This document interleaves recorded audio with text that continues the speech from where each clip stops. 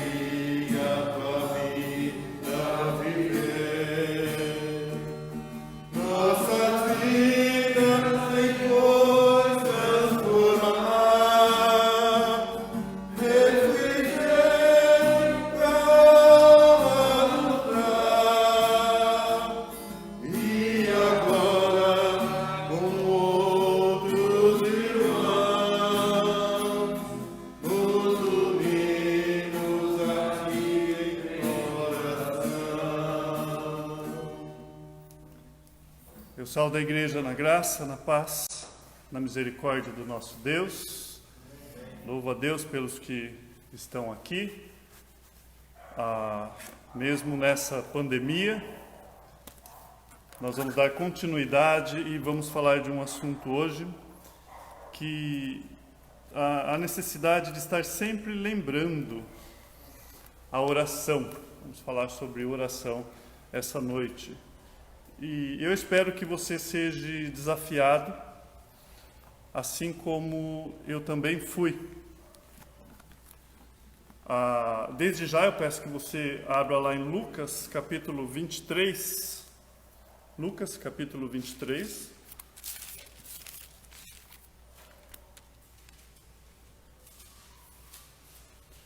Que o Senhor nos dê liberdade para estar transmitindo, para estar falando.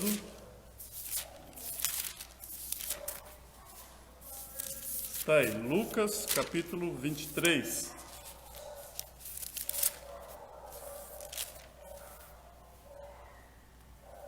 Amém. Roberto, pedi para você pôr a sua cadeira lá na porta, para se chegar alguém, você medir a febre, né? Se quiser ficar do lado de fora ali, pode ficar à vontade, ou perto da mesa, junto com a distância, medindo aí o distanciamento, isso, porque caso chegue alguém, nós temos alguém aí. Lucas, capítulo 23, o verso 46, o tema da mensagem dessa noite: Ele morreu orando. Ele morreu orando. O verso 46 de Lucas: Então Jesus clamou em alta voz: Pai, nas tuas mãos entrego o meu espírito. E dito isso, expirou. Ó Deus, nessa noite nós estamos aqui novamente, ó Pai, reunidos em torno do seu santo nome. Ó Deus, por graça, nós te suplicamos, livra-nos do mal, permita-nos, ó Pai, cultuar a Ti em liberdade, ajuda-nos, ó Pai, a verdadeiramente entender o que é oração, ajuda-nos a colocar em prática, ó Deus. Ó Pai, nós sabemos que aquele que é verdadeiramente crente, aquele que creu em Ti, Ó Pai, aquele que é seguidor do seu Filho, verdadeiramente cristão, a oração é como respiração, não tem como ficarmos sem. Ó Deus, me ajude essa noite. Eu suplico por aqueles que estão enfermos, aqueles que estão passando, ó Pai, por situações difíceis nesse momento. Enfermos fisicamente, visite o Sandro lá no hospital, ser com ele, com a família, que muito em breve ele possa estar novamente conosco. Ó Pai, proteja ele. Peço também, ó Deus, por aqueles que estão em casa e não podem estar aqui. Aqueles que são limitados, ó Deus, e também por aqueles que estão enfermos espiritualmente, ó Pai.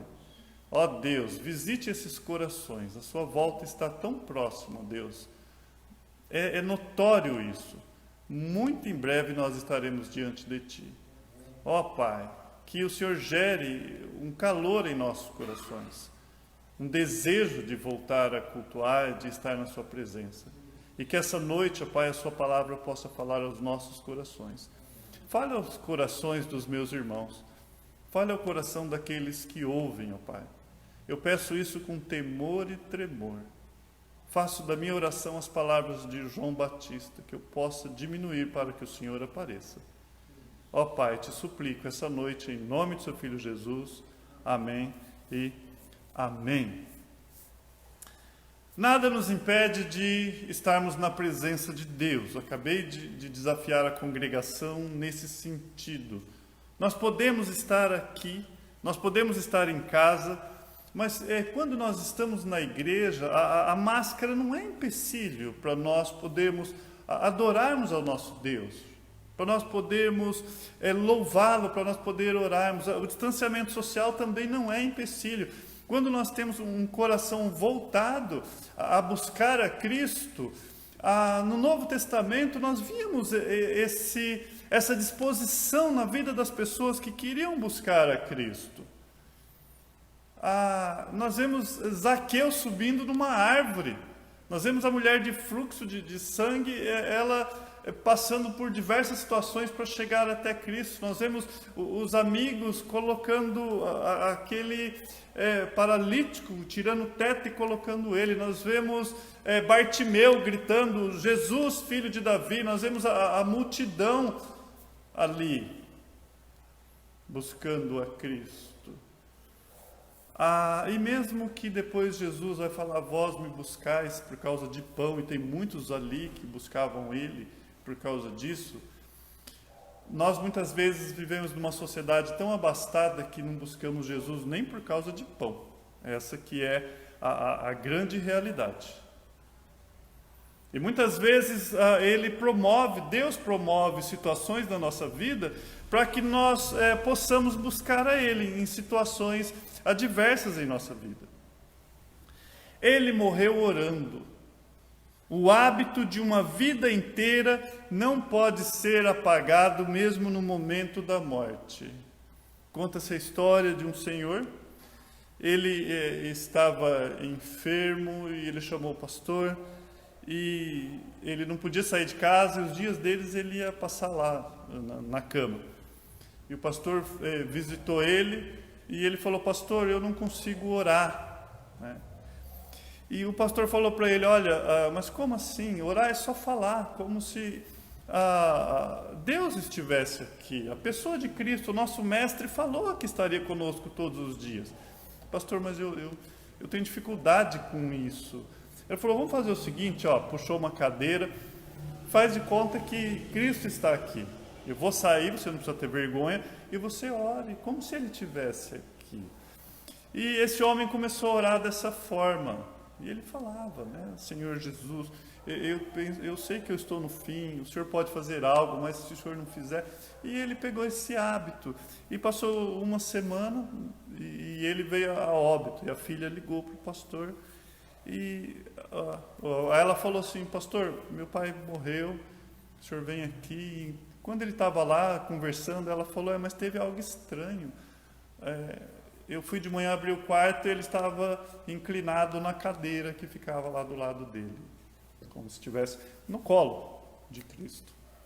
Comunhão. Entende? Nós temos esse desejo de ter essa comunhão com o nosso Deus.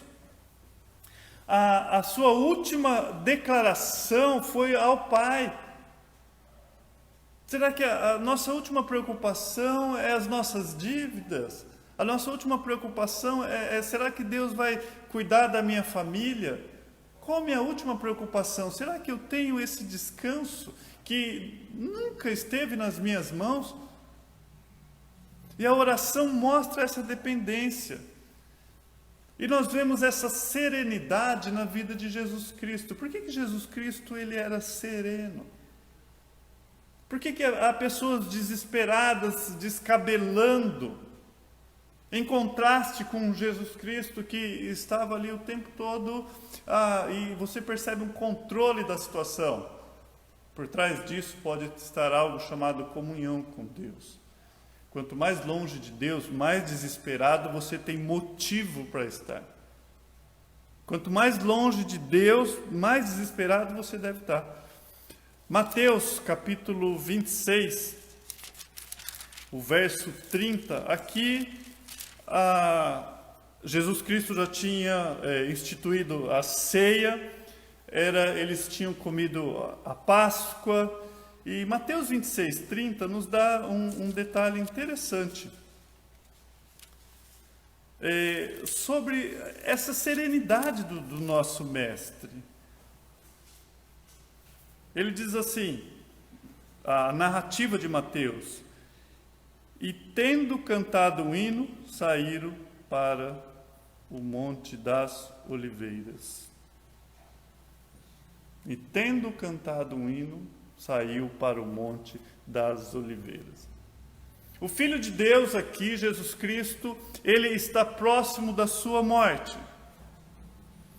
Ele se aproxima daquela tristeza, daquela agonia que nós vamos ver lá no Getsemane. Nós vemos isso. Mas ele sai dali com uma canção nos seus lábios. Quem poderia, sabendo que logo está a sua morte, tudo que ele passaria, ele sabia. Você tem um espírito para estar cantando. E nós podemos fazer igual a Cristo. Por que eu sei que nós podemos? Porque quando a igreja orava por Pedro, na prisão, ele estava o quê? Dormindo. Como que alguém pode dormir sabendo que ia morrer no outro dia? Quando o apóstolo Paulo e Silas foram presos, eles cantavam. Então é este o Espírito Santo que Jesus Cristo deixou para nós. Qualquer um pode cantar no sol, mas quando chega às trevas, quando chega em tempos de dificuldade, será que nós conseguimos louvar ao nosso Deus? Amados, agora eu quero me aproximar mais do que estava acontecendo aqui, no ponto de vista nosso hoje. Não no ponto de vista dos discípulos, que os discípulos ainda tinham uma visão míope. E eu quero crer que quando Jesus Cristo disse, vocês farão coisas maiores do que eu, é nesse sentido, na ação do Espírito Santo, na nossa vida hoje. Nós temos uma visão privilegiada de todo o ministério de Jesus Cristo que os discípulos não tinham ainda ali quando estava com ele. Depois veio a revelação, eles escreveram para nós. Mas nessa caminhada, eles tinham muitas perguntas. Mas ali, nesse momento que ele cantava um hino, era o próprio Deus encarnado.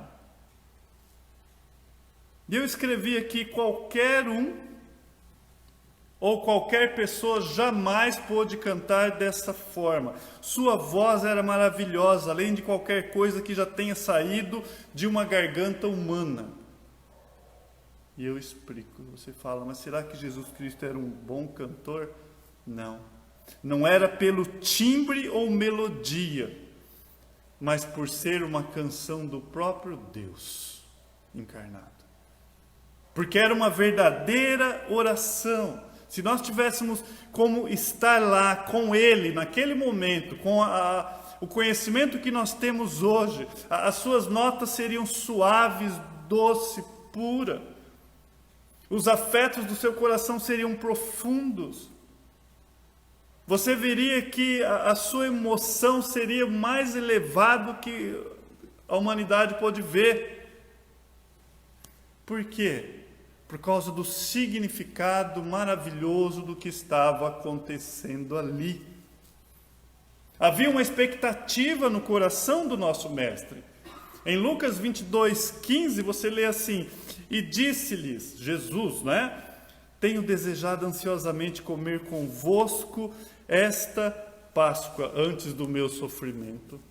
Então havia uma expectativa no coração do nosso mestre. Por quê? Porque essa era a verdadeira Páscoa. As outras não eram a verdadeira Páscoa. As outras eram sombras que apontavam para essa Páscoa. As outras eram cordeiros simbolizando o verdadeiro cordeiro. Então algo grandioso estava acontecendo ali. Eles estavam reunidos em redor àquela mesa, um momento festivo da primeira verdadeira Páscoa. E ali com certeza eles estavam relembrando quando Deus livrou a nação israelita dos egípcios, passando por cima deles, dando esse nome de Páscoa ali, ferindo os primogênitos. Mas na mente dos discípulos era algo da Escritura apenas. Mas na mente daquele que estava com ele, do próprio Jesus Cristo, é de alguém que estava lá na travessia com eles. Nós estamos falando do próprio Deus. Nós estamos falando do próprio Cordeiro que seria sacrificado naquela Páscoa. Então ele vai pegar essa Páscoa e ele transmuta. Ele muda ela para a ceia que nós temos hoje, que seria feito em sua memória, em que acompanhou gerações e gerações até o dia de hoje, até chegar a nós. Ele estaria instituindo isso. E a pergunta, qual hino ele cantou? Será que é possível? Sim. Existe uma grande possibilidade de sabermos qual hino ele cantou. Por que isso? Porque na festa de Páscoa, Pentecoste, dedicação, tabernáculo, parte do ritual era o canto do Salmo 113 ao Salmo 118. Fazia parte da Páscoa eles cantarem esses salmos. E junto a esses salmos é o que nós conhecemos do Halel, né? Que significa louvar. Então possivelmente eles estavam cantando esses salmos. Era comum dividir esses salmos em parte ali, em parte no meio do banquete, enquanto estava vendo ali o banquete da Páscoa, e outra parte no final. Então eles cantaram o hino, algumas versões, a sua deve estar um hino, mas se você pesquisar algumas versões, vai estar o hino, não um hino, o hino, apontando para isso. Agora você imagina os discípulos cantando. Quando nós vamos lá em Salmos 118, que era possivelmente o salmo que ele estava cantando, o verso 22, a pedra que os construtores rejeitaram, essa veio ser a principal pedra angular. Jesus Cristo, ali na última semana do seu ministério, ele já tinha dito isso. Ele tinha dito, vocês nunca leram na Escritura? A pedra que os construtores rejeitaram tornou-se a pedra angular, pelo que o Senhor fez isso e é maravilhoso aos nossos olhos. Realmente é maravilhoso aos nossos olhos. A forma que os discípulos cantavam ali com Jesus, pode ser a forma como nós cantamos aqui. Apenas algo do passado, apenas um ritual. Mal sabia eles que essa rocha, essa pedra que eles poderiam estar cantando do Salmo 118, estava diante deles, o próprio Messias, que seria rejeitado, mas que foi escolhido pelo próprio Deus. Agora você imagina então Jesus cantando. Se você pudesse estar lá, o verso 24 diz assim: este é o dia que o Senhor fez, regozijemo-nos e alegremos-nos nele. Não está dizendo um domingo pela manhã. Às vezes nós cantamos, esse é o dia que o Senhor fez, mas seria muito diferente você estar no dia em que Cristo seria crucificado, estava indo para a cruz para salvar-nos. Seria muito diferente você olhar para esse salmo dessa forma. Esse foi o dia glorioso que Deus fez, dia bendito, nos alegremos. Como é diferente, né? Do que você pegar um dia qualquer e falar, não que seja errado isso, mas que força que teria isso, daquele que era o Cordeiro, que é o Cordeiro, que foi entregue por nossos pecados. Esse é o dia. E imagine quando ele começa a cantar, ele foi para a cruz com uma canção nos lábios, ele estava saindo para a morte ali com uma canção nos lábios. Mas, amados, entre essas últimas palavras dele, com certeza eram palavras de ação de graças, porque o Salmo 118 começa: deem graça ao Senhor, porque Ele é bom, o seu amor dura para sempre. Em todos os Salmos, Halel, você vai encontrar essas palavras de gratidão. Dê graças ao Senhor. Você imagina se você pudesse voltar lá com a ótica que você tem hoje, você sabe que Ele vai passar por tudo aquilo, que Ele vai ser morto, e Ele fala, esse é o dia que o Senhor fez, nós devemos nos alegrar nele. Dê graças ao Senhor, porque Ele é bom. Alegremos-nos nele. O seu amor dura para sempre. Amados, a fé, ela pode fazer-nos cantar em momentos tristes da nossa vida. E isso não é incompatível com a fé, entende? Em momentos, muitas vezes, tenebrosos, Jesus Cristo falou isso para aquelas mulheres que choravam no caminho. Ele falou, não chore por mim. Se fizeram isso com a lenha verde, imagine o que farão com a lenha seca. Chore por ti mesmo, porque este é o momento das trevas. Como alguém pode cantar em momentos como esse? Como alguém pode cantar em um momento que a igreja foi dilacerada a nível mundial? Podemos sim, olhando para o nosso mestre. Por que eu dei esse pano de fundo aqui? Porque qual era a fonte dessa serenidade de Jesus Cristo? Por que ele podia louvar ao Senhor seu Deus? Porque ele tinha intimidade com o Pai. Então a oração é sinônimo de intimidade. Qual é a fonte dessa serenidade do nosso mestre? A mesma que a nossa, a oração, a comunhão. Há uma tendência nossa de imaginar que Jesus Cristo não precisava disso, porque Ele é Deus, não está errado, mas Ele é 100% homem, 100% Deus. Ele, ali, simbolizando o segundo Adão, imagine alguém sem pecado, que era Adão, e foi tentado e caiu. Então o quadro qual que é? Alguém, da mesma forma que Adão, no formato do homem, sem pecado e que não caiu. Mateus capítulo 4, ele foi tentado e não caiu. A prova de que ele é Deus. Agora, nós temos a tendência, de alguma forma, a achar que a sua humanidade era sustentada por auxílio divino. E o diabo fez isso na tentação lá. Olha, salte que os anjos vão vir aqui. Não é isso? A tentação de Cristo. Vai dar um espetáculo. Imagine você saltando de cima do templo, as pessoas vendo, né, um paraquedas invisível. De repente o que seria isso para os homens? Não tentará o Senhor teu Deus, está escrito. Então ele não usava desses recursos. Ele não abriu mão da sua divindade, mas ele se humilhou. Quando Paulo escreve aos Filipenses, ele fala sobre isso.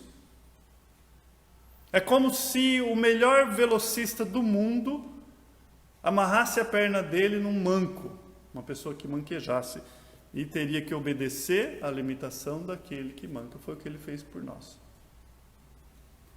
Agora, a sua vida era uma vida de oração, e um momento de reflexão, pouca coisa que nós olhamos na Escritura, você vê, a divindade de Cristo aliviou ele lá no Getsêmani ou da cruz. Isso baniu a sua fome ou o seu cansaço? As suas orações eram tão reais como pode ser qualquer uma das nossas. Não foi isso que o diabo tentou ele? Ele teve fome. Não partiu dele transformar ali pedras em pães. E talvez estivesse por trás, talvez não, com certeza por trás dessa tentação estivesse coisas maiores ali. Por quê? O senhor está vendo a humanidade como passa fome? Você já imaginou? Se nós podemos suprir não só para o senhor, mas para toda a humanidade, que solução seria? Ele era como nós. Sua vida de oração prestou um testemunho claro disso. Ele, como qualquer um de nós, o mais fraco dos seus seguidores, tornou-se e mostrou a sua dependência do Pai como todos nós. As suas necessidades diárias eram supridas em oração. O Evangelho mostra isso. E aí vamos ver a forma olhando para o nosso Cristo. Primeiro, qual era a postura?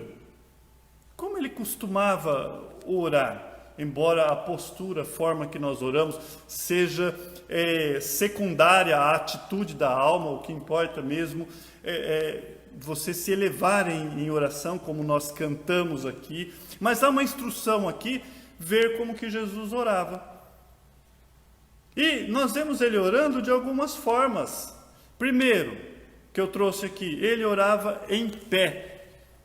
Em Mateus 14, 19, se você quiser acompanhar comigo lá, Mateus 14, o verso 19.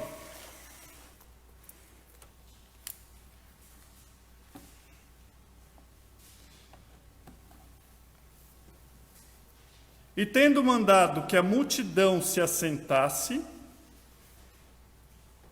está aí, sobre a relva, tomando as 5 pães e 2 peixes, erguendo os olhos ao céu, abençoou, depois tendo partido o pão, deu aos discípulos e estes à multidão. Aqui Jesus simplesmente abençoou. Estava ali em pé, agradeceu, Senhor, obrigado. Nós temos um quadro lá em João, capítulo 11 também, nós sabemos ali a ressurreição de Lázaro.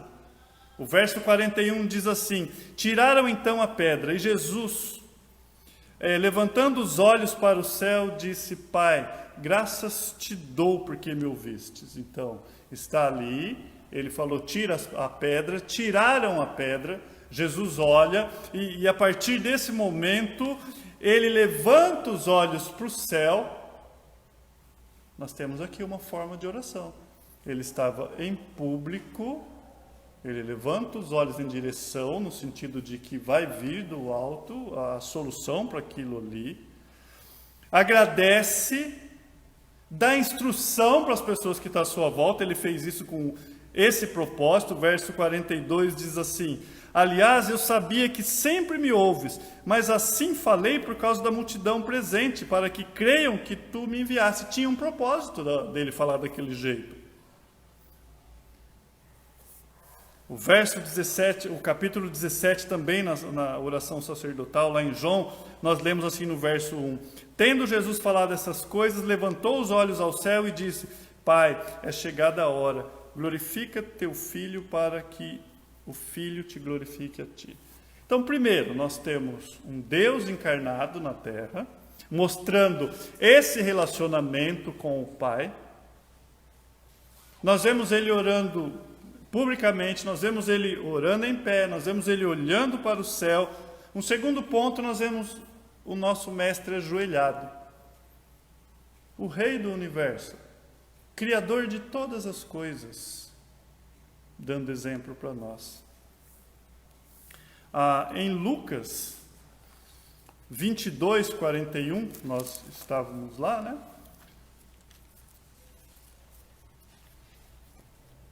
Lucas 22, o verso 41, eu vou ler na minha versão. Ele, por sua vez, se afastou cerca de um tiro de pedra e o quê? De joelhos orava. Então nós vemos aqui o nosso mestre orando de joelho. Agora, quando você lê Mateus 26, 39, nesse mesmo contexto, aqui há um processo. Primeiro, Lucas narra ele ajoelhado. Mateus fala que ele vai mais além de ajoelhar. O verso 39 de Mateus 26 diz assim: adiantando-se um pouco, prostrou-se sobre o rosto. Então nós vemos aqui um Cristo com o rosto em terra. O que eu aplico para mim aqui? O que eu trago como ensino para mim aqui? Jesus, o Filho de Deus, se ajoelhou ali, diante de Deus, Pai. Que atitude nós comuns devemos ter diante da presença de Deus em oração? Eu aprendo com isso que no mínimo eu devo ter uma reverência. No mínimo. E reverência cabe em qualquer lugar. Eu posso estar num restaurante, posso estar em meio a pessoas. Naquele momento em que eu pego o prato de comida, eu saber o que eu estou falando. Eu saber que existe um Deus, sim. Lembra do profeta? Quais as palavras que o profeta usava? O Deus a qual diante dele eu estou. Para autenticar que Deus não estava distante, estava ali com ele. Então, na nossa oração, quando você pega um prato de comida, não é zag, zag, zag em nome de Jesus, amém. Nós fazemos isso, nós fazemos as coisas mecanicamente. É você já ter um coração grato ali. O seu coração já é grato, porque Deus está te dando mais do que você merece. Está te sustentando. Mas naquele momento você quer expressar isso. Senhor, meu coração é grato por esse alimento. Obrigado, Pai. Não tem faltado. O Senhor disse que se eu tivesse o que vestir e o que comer, estejais com isso contente. E o Senhor tem me dado muito mais do que isso. Obrigado, Pai. Naquele momento ali você fez uma oração verdadeira. Outra forma que ele orava em público, em pé, olhando para o céu, fazia da sua oração ali uma expressão, um ensino para os que estavam em volta, como um diálogo. Olha que interessante, na oração lá em João capítulo 11, quando ele ora, falando com Deus Pai, para que ele pudesse Lázaro ressuscitar, você percebe um diálogo com ele. Eu já orei com pessoas, amado, que oram, eu me sinto mal isso. A pessoa ora com Deus na terceira pessoa. Entende? É tão esquisito isso. Que Deus possa abençoar a minha família, que Deus possa fazer isso, que Deus... Oh, mas espera aí, você está falando comigo ou você está falando com Deus?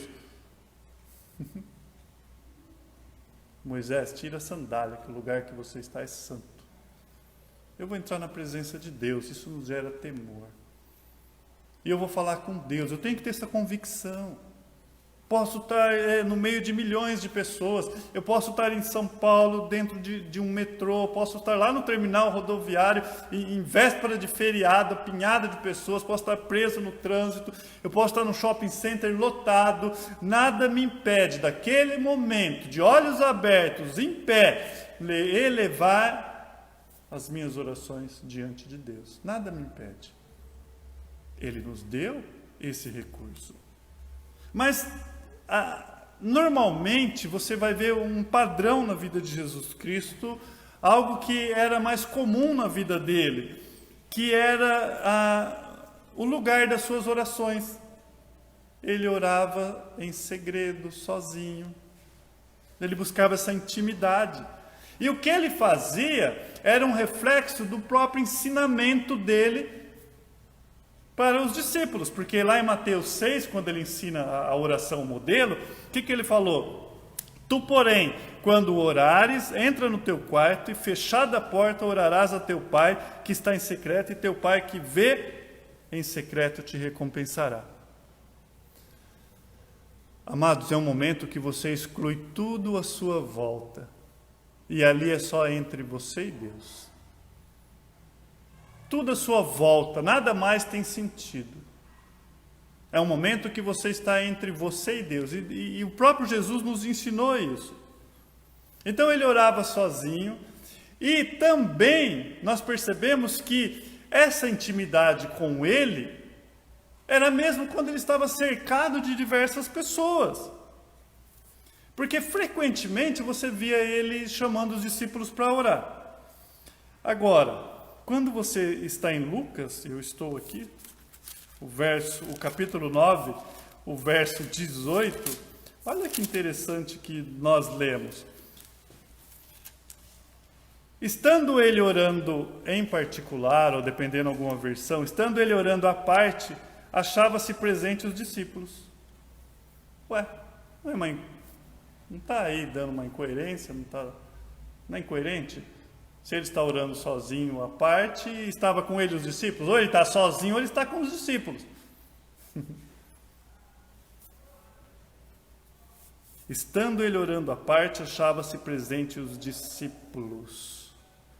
O 9:28 diz assim: cerca de 8 dias depois de proferir essas palavras, quando ele tinha dito, tome a sua cruz e siga-me, tomando consigo a Pedro, João, Tiago, subiu ao monte com o propósito de orar. Então, espera aí, ele pegava os discípulos e ele ia lá e orava, e dava o exemplo, os discípulos observavam ele orando. Amados, não pense que quanto mais pessoas orando, mais poder tem. Há um quadro errado disso. A Bíblia ela fala que muito pode a oração de um justo. Não é uma torcida para que Deus faça, quanto mais pessoas orarem, mais Ele vai fazer. Não. Existe o povo de Deus, sim. Nós olhamos no Velho Testamento, Deus ouvindo o clamor do seu povo lá no Egito, nós vemos isso, subiu até Deus. Mas isso não significa uma oração coletiva, não é o segredo. A sua palavra tem poder, o poder de mais. Não. É a oração de um justo. Não precisou a nação de Israel pedir para o sol parar. Alguém já orou aqui e o sol parou? Precisou de Josué. Eu preciso de mais tempo, Senhor. Dá uma parada no sol aí que eu preciso terminar a batalha aqui. E o sol parou. Tiago fala isso. Muito pode a oração dos justos em seus efeitos. Então Jesus Cristo, ele sabe disso, ele nos ensina essa noite. Ele orava sozinho na montanha. Ele procurava a montanha, o lugar mais alto e solitário. Ali ele encontraria o seu pai sozinho. Ali com muitas lágrimas, gemidos. A noite toda ele orava. Muitas vezes a companhia dele era a majestade da montanha, a solidão daquele lugar. Ele queria ficar com o seu pai e ter uma conferência. Qual era a prioridade de Jesus? Qual era a prioridade? Em Mateus 14, 23, você está em Lucas comigo, se você voltar um pouquinho, você acha aí Mateus 14, o verso 23. E despedidas as multidões, subiu ao monte a fim de orar sozinho. E caindo a tarde, lá estava ele só. É interessante a ênfase de Mateus aqui. Por 2 vezes Mateus usa aqui esse termo, para deixar claro que ele estava sozinho. E Despedidas as multidões, subiu ao monte a fim de orar sozinho. E caindo a tarde, lá estava ele só. Partiu orar, diz uma versão. Você pode até criar uma hashtag aí, partiu orar. Sai do Facebook. Não, logicamente, antes de terminar a mensagem. Sai do WhatsApp, deixa lá uma hashtag, partiu orar. Estou indo falar com o meu Pai. Seria bom se nós seguíssemos o exemplo do nosso mestre. A pressão do trabalho dele era grande. Quem tem uma pressão maior do que o nosso mestre estava tendo aqui? Mas a pressão do trabalho não era empecilho, foi um chamado para uma oração extra. E despedidas as multidões, subiu ao monte a fim de orar sozinha. A vida do nosso mestre, do nosso Senhor, foi excepcionalmente ocupada. Ele trabalhava sob pressão constante. Não dá para mim fazer isso. O meu chefe não me deixa. Nós vemos que às vezes não tinha tempo nem para refeição. Amados, mas a pressão das multidões, ou da multidão, essa pressão nunca teve permissão para impedir a oração do nosso Senhor Jesus Cristo. Nunca. Jesus, o nosso exemplo de vida de oração. Em Lucas 5, volta lá em Lucas 5, se você puder acompanhar comigo, leia na própria palavra para validar. O verso 15 e 16. Porém, o que se dizia a seu respeito cada vez mais se divulgava, e grandes multidões, então às vezes eu falo multidões aqui, é porque a Bíblia usa multidões. Nós entendemos que multidão já é plural, está falando de várias pessoas. Mas quando vem uma multidão de um certo lugar, depois vem outro grupo de pessoas, isso nós entendemos por multidões. Está dizendo muita gente mesmo, são grupos, né? Várias multidões. E isso se divulgava entre eles, e grandes multidões afluíam para o ouvirem e serem curadas de todas as enfermidades. Ele, porém, se retirava para lugares solitários e orava. Jesus, não vou contratar o Senhor para pastor da minha igreja.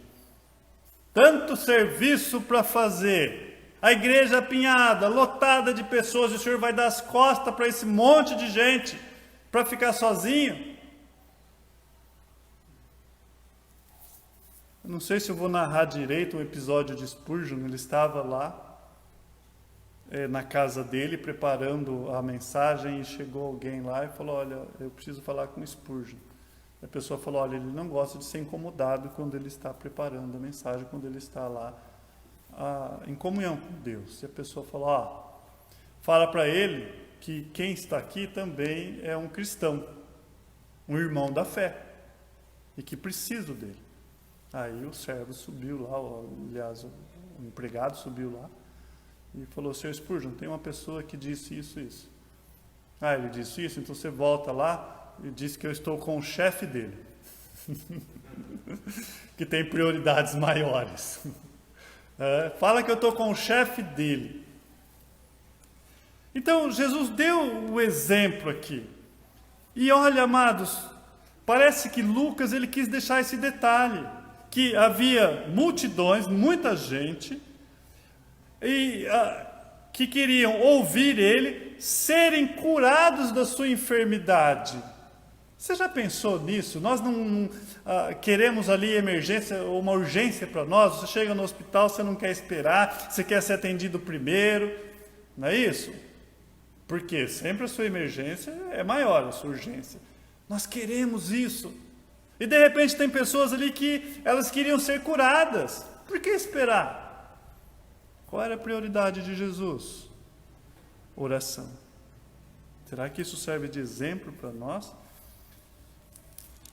Agora, Aí em Lucas mesmo, 4:42, você lê assim, sendo dia, saiu e foi para um lugar deserto. As multidões o procuravam e foram até junto dele e instavam, esse instavam significa insistiam, para que não a deixasse. Olha só os detalhes que Lucas nos dá. Era dia, não era final de tarde. Ele não estava ali picando o cartão para ir embora após um dia de ministério. Durante o dia, ele saiu e foi para um lugar deserto. A multidão estava procurando ele. As multidões o procuravam e encontrou. E quando chegou junto dele, insistia, mestre, não faz mais isso não deixa a gente não. Qual era a prioridade de Jesus? Em Marcos 1,35 diz assim, tendo-se levantado alta madrugada, saiu, foi para um lugar deserto e ali orava. Primícias, levantar cedo, primeira coisa, alta madrugada, silêncio, falar com Deus. Em João 6,15, sabendo, pois, Jesus que estava para vir com o intuito de arrebatá-lo, que estavam para vir com o intuito de arrebatá-lo para o proclamar rei, retirou-se novamente. Olha os detalhes. Você vê os detalhes de todos os evangelistas que escreveram, que eles queriam deixar para nós. Novamente ele quis dizer, ele fez isso, de novo. Retirou-se novamente, olha a palavra que ele usou de novo, sozinho para o monte. Amados, o que as pessoas estavam buscando ele agora? Para colocar ele no ombro e começar a gritar, ei, ei, ei, Jesus é o nosso rei. Proclamá-lo como um rei ali, um rei terreno. Então o que eu aprendo aqui? Ele troca a glória humana para ficar junto ao seu Pai. Ele não estava preocupado que as pessoas fossem falar, fossem colocar ele no ombro, fossem ali proclamá-lo como rei. Não era isso. E ele nem veio para isso. E quantos de nós, somos políticos ao extremo? Quando aprendemos Tiago ali, nosso sim, sim, não, não. Olha, não, agora eu preciso ter um tempo com Deus. Ensine isso aos seus filhos. Desde pequenos, olha, papai agora vai orar, olha, mamãe agora vai orar. Como homens de dores, a partindo para o fim, ele sofreu profundamente grandes tristezas. E todas elas foram encontradas em suas orações. A sua maior tristeza seria o abandono do próprio pai, já aprendemos sobre isso. Mas nesse momento ele se fortifica pela oração. Mateus 26, 38 e 39 diz assim, então lhes disse, a minha alma está profundamente triste até a morte. E está falando aos discípulos, ficai aqui, vigiai comigo. Adiantando-se um pouco, é nesse momento em que ele se prostra. Ele está orando ali ajoelhado, dizendo, Pai, se possível, passe de mim esse cálice. Todavia, não seja o que eu quero, e sim como tu queres. E dali ele parte para a morte, nós sabemos tudo o que aconteceu. E vai gerar o tema dessa mensagem. Até a morte. Ele morreu falando com o Pai. O hábito que ele tinha na vida dele, ele levou até o fim. Em Lucas 23, 46, ele clama em alta voz, Pai, nas tuas mãos entrego o meu espírito. Que bom, A gente poder glorificar a Deus até na nossa morte. Senhor, entrego na sua mão, chegou a hora. Amados, o caráter da sua oração, ou seja, as palavras dele, não era o cara lá de cima. Observa a forma que ele usava em suas orações, como ele chegava diante de Deus. Ele chegou, Pai, Ó Pai, Pai bendito, Pai santo, Pai justo. Nós percebemos um senso aqui da sua própria filiação e da paternidade, de um filho diante do Pai, não orando, Deus faça isso, Deus faça aquilo. Uma proximidade, Pai, eu estou diante de Ti, Pai. Eu peço socorro, eu lhe suplico. O Senhor conhece as minhas dores, o Senhor conhece meu sofrimento. E as suas orações, sempre repletas de ação de graça. Gratidão e adoração brotava constantemente dos lábios de um coração agradecido. Em Lucas 10, 21, ele fala: eu te agradeço, ó Pai, Senhor do céu e da terra. Lucas 10, 21. Naquela hora exultou Jesus no Espírito Santo e exclamou: graças te dou, ó Pai, Senhor do céu e da terra, porque ocultaste essas coisas aos sábios instruídos e revelaste aos pequeninos. Sim, ó Pai, porque foste do seu agrado. Você agradece a Deus? Ó Pai, obrigado. Obrigado, Deus. Em tudo dai graças. Senhor, obrigado porque nós temos um lugar que nós ainda podemos nos reunir. Obrigado, Senhor, porque a forma como o Senhor nos criou, seres adoradores, o Senhor nos direcionou a adorar ao Senhor. E mesmo se eu morasse num país que eu não pudesse ter ali comunhão com ninguém, sozinho eu poderia fazer o que o Senhor fez aqui e me ensinou a fazer, a ter a comunhão com o Pai. E o que Ele tinha de diferente de nós? A oração era sem confissão. As suas orações não incluíam confissão de pecado. Nunca houve qualquer ali consciência pesada ou contaminada ou sensação de distância de Deus. Esse era o diferencial, porque nós sabemos que o nosso pecado nos afasta de Deus. Estamos estudando Pedro de manhã, quando chegarmos no capítulo 2, do verso 22, Pedro fala assim: o qual não cometeu pecado, nem dolo algum se achou na sua boca. Sabemos que o pecado nos afasta de Deus. Mas ele afirma lá em João 8, 29, faço sempre o que lhe agrada. Ele ora por ele ora por nós. Lá em João 17 você vê ele orando por nós. Pai, não falo só por esses, mas por aqueles que hão de vir.